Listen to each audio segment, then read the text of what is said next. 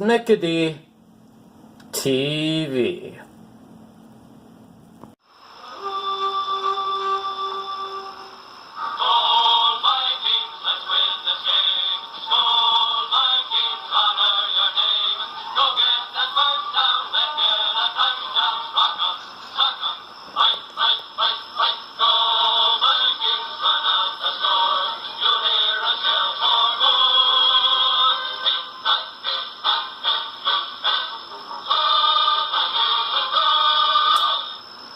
And welcome to Mickey TV's week number 2, Minnesota Vikings versus the Pittsburgh Steelers.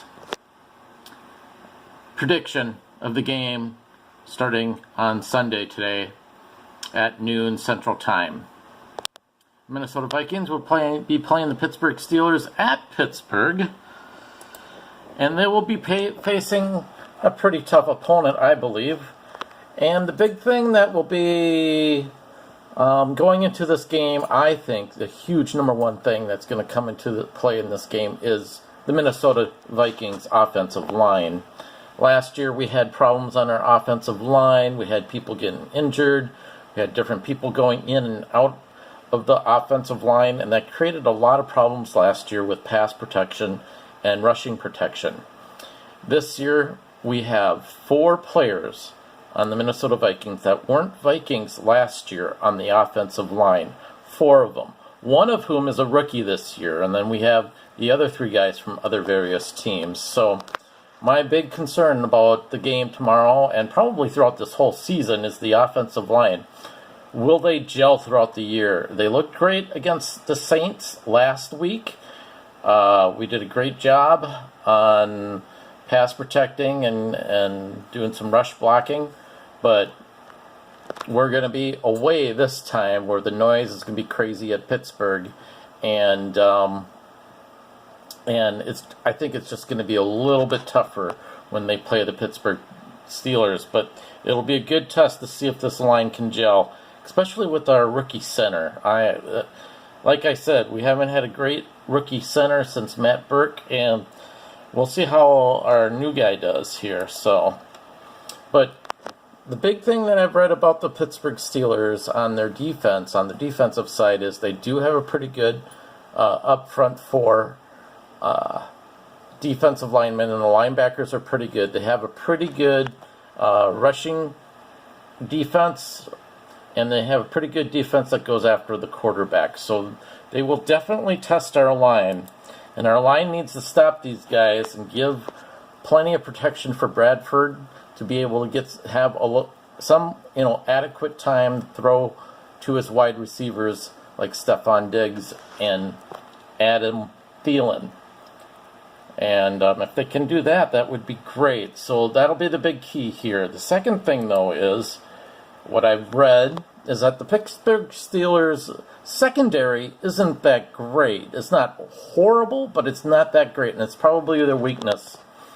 So if we can give Sam Bradford some time, and if the offensive line can hold up, our wide receivers should open up and get some passes thrown their way. So, and then the other big thing is that the Vikings need to get some rushing yardage in too, because to open up that passing game, you need a rushing game too. Otherwise, it'll be pretty easy. So, and I think, and that's one thing that the offensive line's got to do too, is get those holes created so our rookie running back, Dalvin Cook, can get through there as well. The next thing is on the defensive side of the Vikings football. So our defense last week did a great job against the Saints. They are going to be tested again, even more so, I believe, in Pittsburgh, especially when they're away.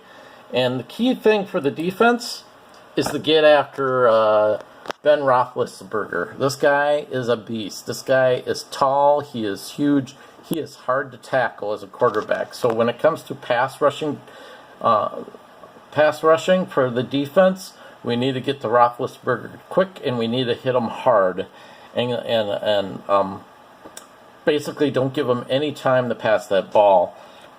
Roethlisberger has been in the league for some time, and of course he's been in the Super Bowl too, and he's won a ring. So this guy's experience, he knows what he's doing. He's got some fairly decent, I think he's got Antonio Bryant or something like that. I can't remember who the wide receiver is for the Pittsburgh Steelers. He's pretty good. I haven't heard of the other guys, but Ben can throw them to them all. So the big thing is for our defense to just go after him. And like what happened last game, they don't have to be too flashy. They don't have to even get a lot of sacks. They just have to be after him, make them get on the run, and things like that. So, and then we also have to stop their running game. Last week, Le'Veon Bell, he didn't have that great of stats last week. He only had 32 yards rushing and 15 yards receiving. This guy, though, is a beast, and he is an offensive threat. I had him as my running back on fantasy football last year, and when he was done from his suspension, he ran a lot of yards, and he caught a lot of passes and ran a lot of and got a lot of yards that way, and he got a lot of touchdowns for me too. So even though he didn't have that great of a week last week, he is a threat, and that's another thing our defense has to get really hard on, is to get on him and stop him from any big rushes and big passing plays. Our secondary needs to step it up too. Watch this guy, make it hard for, and then cover the other receivers as well, and make it hard for Roethlisberger to get to him and make him panic. So hopefully if we can just hold him like we did against the Saints last week, that would be great. The other factor that comes into play is their coaching. And Mike Tomlin is a great coach, and he was a former Minnesota Vikings defensive coordinator. And back then, I was hoping we would fire our coach, whoever it was at that time, I think it was Frazier, maybe Mike Tice, and hire this guy, because Mike Tomlin I knew was going to be a great coach, but nope, he went away. Fortunately, that's the only time that's ever happened to them. Oh, wait a minute. There was another time we had Tony Dungy as a defensive coordinator. And what happened? He left and went to the Tampa Bay Bucks when we could have fired the coach we had at that time, which was Dennis Green. I wasn't impressed with him. He should have been fired a long time ago, and Dungy should have been hired. And of course, Dungy didn't win a Super Bowl with the Tampa Bay Bucks, but he did win a Super Bowl coaching the Indianapolis Colts.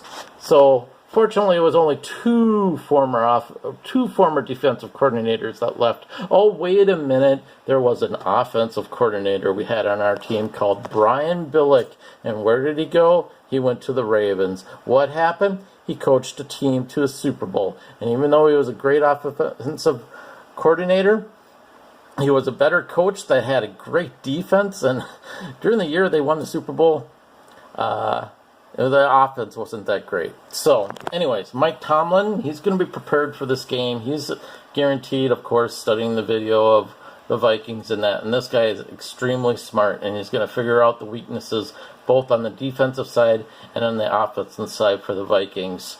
So, watch how he coaches in this game. He is very good. He is very brilliant.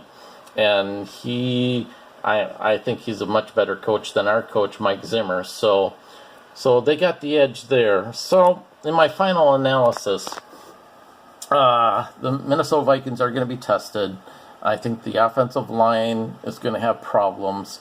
And I think this is an away game. It's tough to win on the road, especially against the Pittsburgh Steelers.